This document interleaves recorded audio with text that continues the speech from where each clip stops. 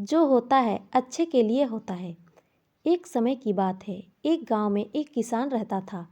उसके पास खेती करने के लिए ढेर सारी जमीन थी, लेकिन फिर भी वो काफ़ी सामान्य और गरीबी वाला जीवन जीता था। उसके गांव में एक काफ़ी बुद्धिमान व्यक्ति था।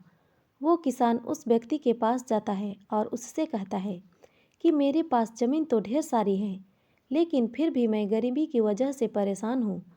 वो बुद्धिमान व्यक्ति उस किसान के साथ उसके घर जाता है। वो देखता है कि उसके पास ज़मीन तो ढेर सारी थी, लेकिन फिर भी वो ज़मीन का इस्तेमाल नहीं कर रहा होता है। वो बुद्धिमान व्यक्ति जब समझने की कोशिश करता है कि ये किसान उस ज़मीन के इस्तेमाल क्यों नहीं कर रहा, तो उसे कुछ बातें समझ में आती हैं। वो व्यक्ति उस किसान को बिना कुछ कहे वहाँ से चुपचाप निकल जाता है। उस किसान के पास दो भैंसें भी होती है।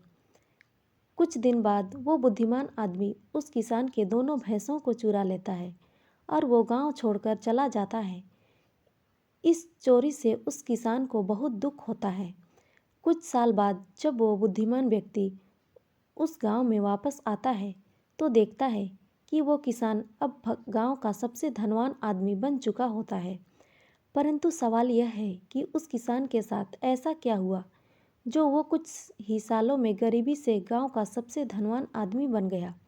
दोस्तों, उस किसान के पास ढेर सारी ज़मीन थी और साथ ही दो भैंसें भी थी, और उन दोनों भैंसों की वजह से उसका गुजारा हो रहा था।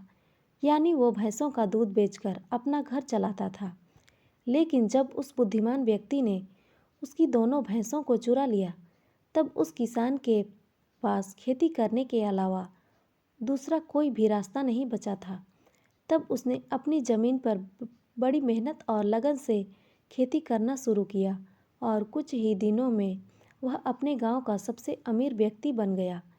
हमें इस कहानी से सीख लेनी चाहिए। अक्सर हमारे पास काफ़ी बड़ी बड़ी चीज़ें होती हैं कुछ बड़ा करने के लिए, लेकिन हम छोटी छोटी चीज़ों में इतना उलझ जाते हैं कि हमें कुछ समझ ही नहीं आता। इसीलिए छोटी छोटी चीज़ों को छोड़ना सीखो, तभी बड़े सपने हासिल होंगे।